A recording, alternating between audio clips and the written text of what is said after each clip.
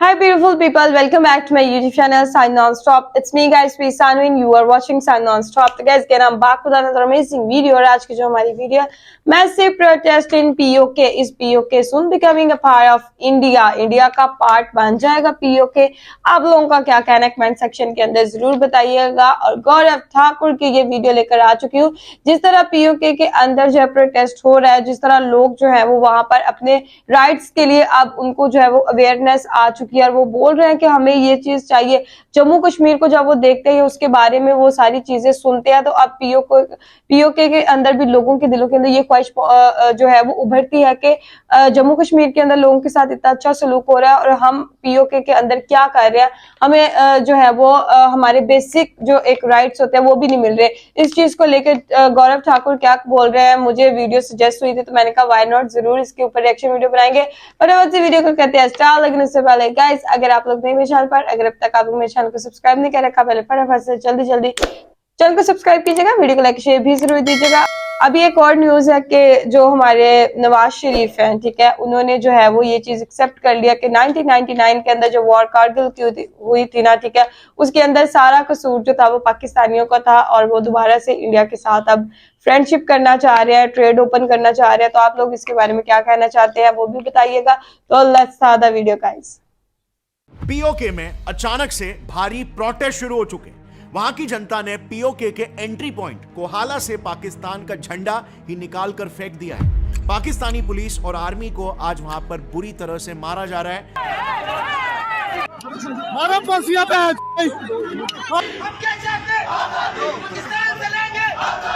लोगों में इतना गुस्सा भर चुका है कि वो वहां के पुलिस वालों को तक पहाड़ के ऊपर से सीधा नीचे फेंक रहे हैं। 10 मई 2024 को तो वहां के SDM यानी एक टॉप गवर्नमेंट ऑफिसर के कपड़े उतारकर उसे पब्लिकली पीटा गया और फिर उसके निकाले हुए कपड़ों को भरे चौक में लटका दिया। लेकिन जरा एक मिनट, एक समय पर तो POK की जनता काफी ज्यादा प्रो पाकिस्तानी थी, है ना? आजादी चाहते हैं, पाकिस्तान के साथ होना चाहते हैं। पाकिस्तान जिंदाबाद, पाकिस्तान से रिश्ता क्यों? तो अचानक से ये जनता आज रातों रात पाकिस्तान के खिलाफ कैसे हो गई? वो पाकिस्तान पर ही हमला क्यों कर रहे हैं? वेल, इसके पीछे डेफिनेटली उनके कुछ बहुत ही सीरियस कंसर्न्स है। लोगों का कहना है कि पाकिस्तान काफी सालों से POK के साथ अन्याय कर रहा है। अब इस आक्रोश के पीछे की वजह को समझने से पहले इसी प्रोटेस्ट में एक काफी अनयूजुअल बात दिखाई दी है।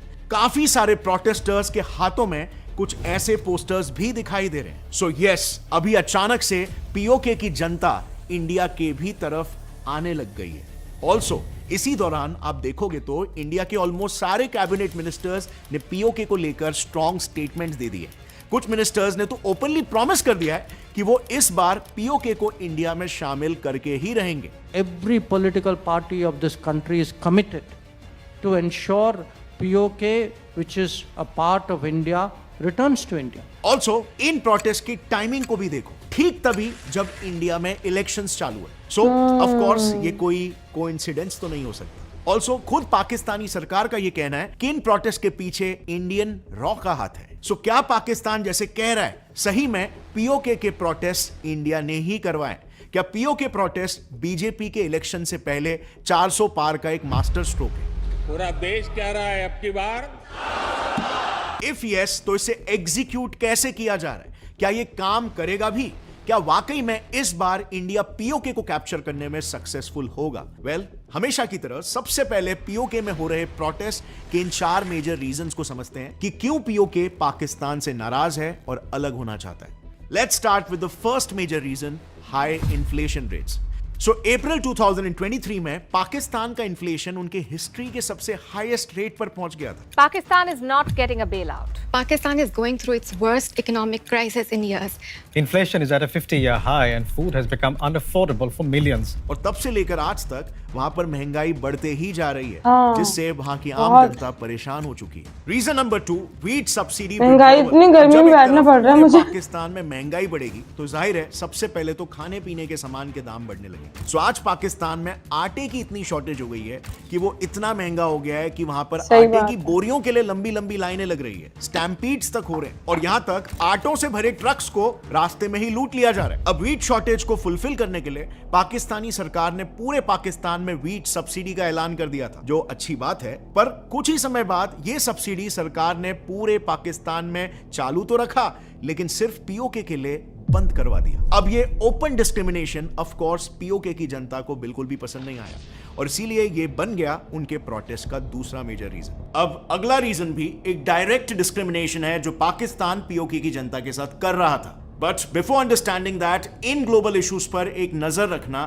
ट्रेडिंग के पर्सपेक्टिव से भी काफी इंपॉर्टेंट होता है, क्योंकि इन इश्यूज से ग्लोबली स्टॉक मार्केट काफी इफेक्ट होती है। And as you know, trading help करता है in generating passive income. Back to the topic, reason number 3, tax on electricity. अब ये सब कुछ चल ही रहा था कि सितंबर electricity को बहुत 2023 में पाकिस्तानी गवर्नमेंट ने पीओके पर हेवी इलेक्ट्रिसिटी टैक्सेस इंपोज कर दिए, इतने हेवी कि इसके बाद से आज वहां पर 5,000 रुपए के लाइट बिल पर 5 से 10,000 रुपए का तो सिर्फ टैक्स ही आ जा रहा है। ये जो बिलों पे इन्होंने इजाफी टैक्सेस लगाए, गरीब आवाम का जीना मुश्किल हो गया है। अब लोग खुदकुशियों पर आ गए हैं। लोग हमें तो बिजली की, हम तो 2 बल्ब है एक रूम में, किचन में और एक पंखा इस्तेमाल करते हैं। जबकि पीओके का मंगला डैम पूरे पाकिस्तान की 20% एनर्जी डिमांड को फुलफिल करता है और उसी इलाके के लोगों को पाकिस्तानी सरकार उस डैम से जनरेटेड एनर्जी का सिर्फ 30% एनर्जी ही दे रही है। इनफैक्ट पाकिस्तान के पहले प्रेसिडेंट ने तो वहां की जनता को यह वादा तक किया था कि उनको इस डैम के बदले फ्री इलेक्ट्रिसिटी मिलेगी। अब फ्री इलेक्ट्रिसिटी तो छोड़ो, पाकिस्तान उन्हीं के इलेक्ट्रिसिटी को उन्हें ही सप्लाई करके उनसे ही ट्रिपल कीमत वसूल रहा है। कितनी बड़ी आयरनी है ये। सो जाहिर है जनता इससे खुश बिल्कुल भी नहीं है और इसीलिए ये प्रोटेस्ट का तीसरा कारण है। अब पूरे 2023 में इन्हीं मुद्दों को लेकर कई छोटे बड़े प्रोटेस्ट हो रहे थे, लेकिन हाल ही में हो रहे बड़े प्रोटेस्ट का ट्रिगर पॉइंट था दिसंबर 2023 का प्रोटेस्ट, जिस पर जनता का यह कहना है कि सरकार ने उनसे सुलह करवाने के लिए कोई एक्शन ही नहीं लिया। एक्चुअली में पीओके के इन कंसर्न्स को Jammu and Kashmir joint Awami action committee शुरू से ही पाकिस्तानी सरकार के सामने रख रही है, जिसके लिए ही इन्होंने दिसंबर 2023 को पूरे पीओके में एक मेजर प्रोटेस्ट शुरू किया था। इस प्रोटेस्ट में उन्होंने सरकार के सामने ये 3 डिमांड्स रखे थे और सरकार ने भी इसे एश्योर किया था कि वो इस मामले में जल्दी एक्शन लेंगे। फिर क्या, लोगों ने 2 महीने तक इंतजार किया बट एक्चुअल में कोई एक्शन लिया ही नहीं गया और इसीलिए फिर 10 मई 2024 को जम्मू कश्मीर जॉइंट अवामी एक्शन कमेटी ने पीओके के मीरपुर एरिया में प्रोटेस्ट शुरू कर दी। अब प्रोटेस्ट की इंटेंसिटी को समझने के लिए आपको सबसे पहले यह समझना होगा कि पाकिस्तान ने हमारे पीओके को इन 10 डिस्ट्रिक्ट्स में कैसे डिवाइड करके रखा है। तो देखो, अवामी कमेटी ने मीरपुर से एक मार्च निकाला जो सीधे मुजफ्फरबाद जाने वाला था, क्योंकि ये पीओके का एडमिनिस्ट्रेटिव कैपिटल है। तो जैसे ही ये प्रोटेस्ट शुरू हुआ, पीओके के अलग अलग डिस्ट्रिक्ट्स इससे जुड़ने लगे। लेकिन एक बात इसमें गौर करने वाली यह थी कि अब तक सभी प्रोविंसेस में प्रोटेस्ट पीसफुल थे, बट फिर सिर्फ एक इंसिडेंट ने इस पूरे प्रोटेस्ट की रुख ही बदल दी और ये पीसफुल प्रोटेस्ट एकदम से वायलेंट हो गए।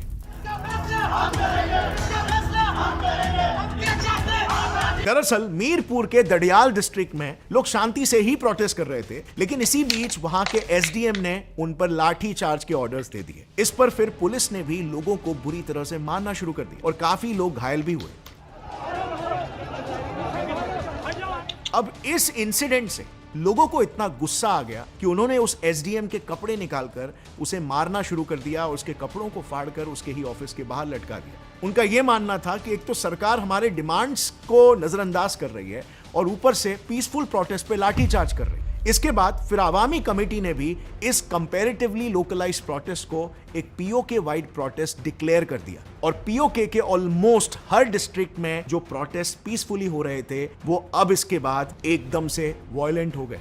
लेकिन इसके बाद भी पाकिस्तानी पुलिस और स्पेशल फोर्सेस ने क्राउड को टैक्टफुली शांति से मैनेज करने की जगह उल्टा उन्होंने कई लोगों पर गोली चलाना शुरू कर दी। उन्होंने जबरदस्ती इनोसेंट लोगों को पीटा और उन्हें अरेस्ट भी करवा लिया। वहां की पुलिस इतनी ज्यादा एग्रेसिव हो गई थी कि एक केस सामने आया जिसमें पुलिस से डरकर एक लड़के ने सीधा ब्रिज से ही छलांग लगा दिया। इससे सिचुएशन वहां की इतनी बिगड़ गई, इतना डर फैल गया और इतना दबाव महसूस होने लगे लोगों को कि कुछ लोगों ने पुलिस के खिलाफ हथियार उठा लिए, कुछ ने पुलिस वालों को पहाड़ से फेंक दिया, तो कुछ लोगों ने रूफटॉप से टीयर गैस और बुलेट फायर करने वाले पुलिस वालों को बुरी तरीके से असॉल्ट किया।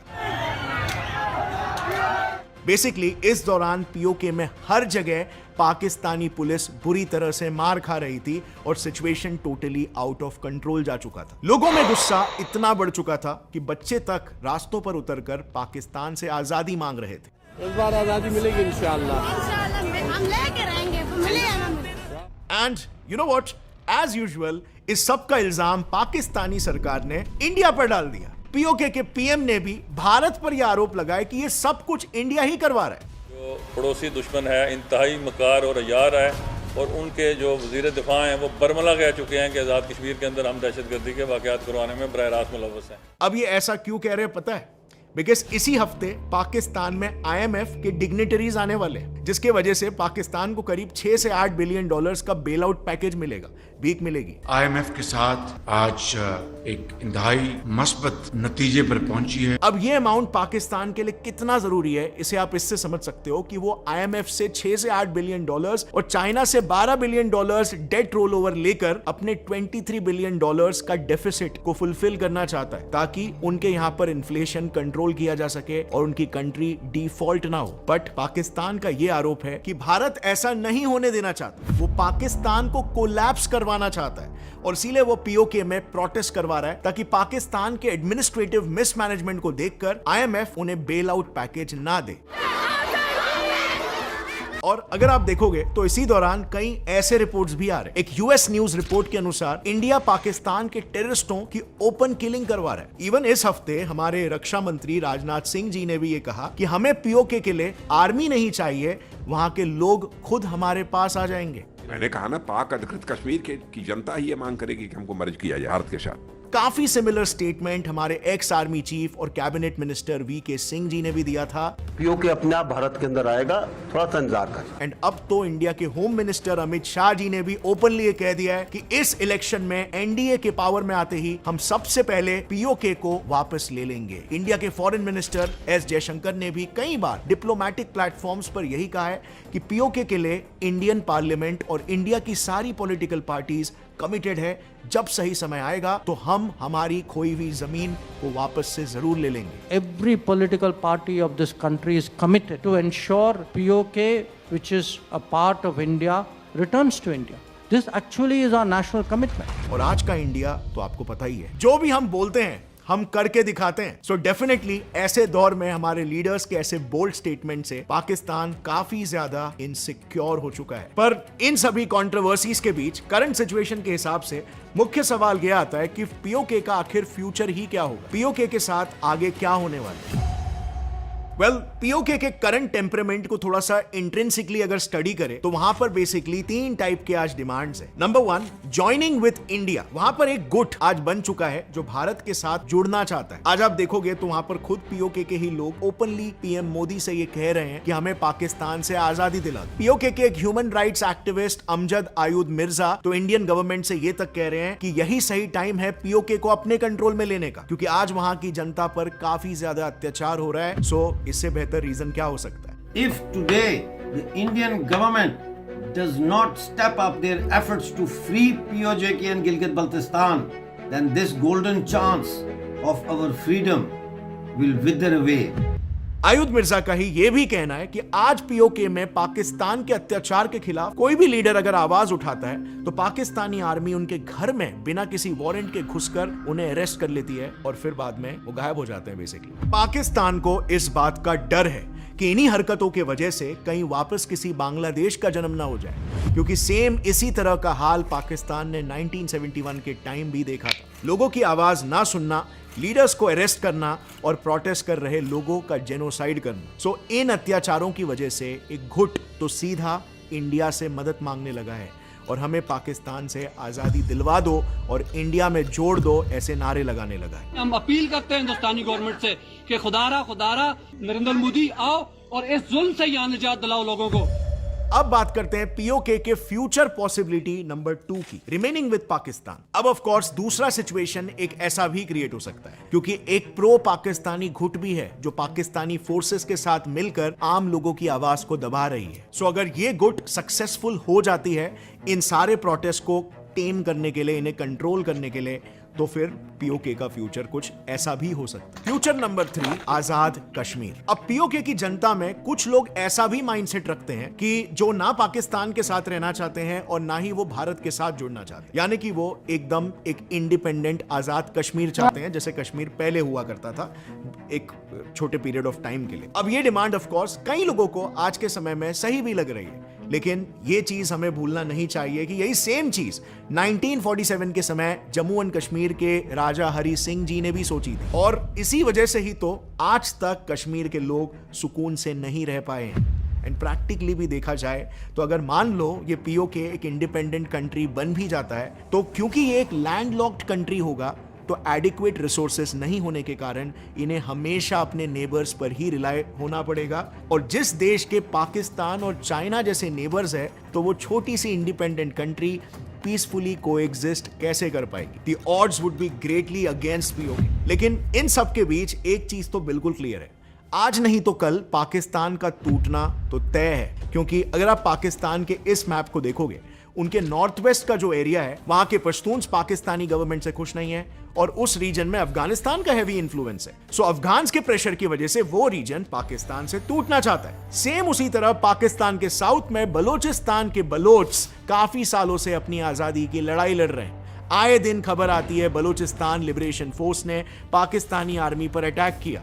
सेम उसी तरह सिंध और पाकिस्तान के पंजाब के अपने अलग अलग प्रॉब्लम्स हैं, वो लोग भी साथ एकजुट नहीं रहना चाहते। तो कहीं ना कहीं पाकिस्तान के आने वाले आगे के कुछ साल बहुत ही मुश्किल हो सकते हैं। और इस टॉपिक पर मैंने एक डिटेल्ड वीडियो ऑलरेडी बना के रखा हुआ है, जहां पर मैं पूरा इंटरनल डायनामिक्स पाकिस्तान का समझाता हूं और एक क्लियर इंटरनल पर्सपेक्टिव देने की कोशिश की है कि पाकिस्तान काम कैसे कर रहा है। अच्छी इंफॉर्मेटिव वीडियो थी। और पीओके के अंदर यार बहुत ज़्यादा मैसिव किस्म के प्रोटेस्ट हो रहे हैं और लोगों की सिचुएशन इतनी वर्स्ट हो गई है कि अभी उनको जो है वो आज़ादी चाहिए ही चाहिए।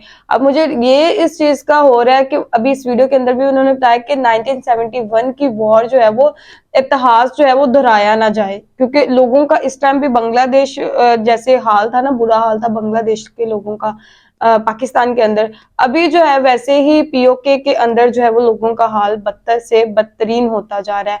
तो गाइज आप लोगों का इसके बारे में क्या कहना है? आप लोग भी अपनी राय कमेंट सेक्शन के अंदर जरूर दीजिएगा। चैनल को सब्सक्राइब, वीडियो को लाइक शेयर जरूर दीजिएगा। चलिए मिलते हैं नेक्स्ट वीडियो के अंदर। Bye bye.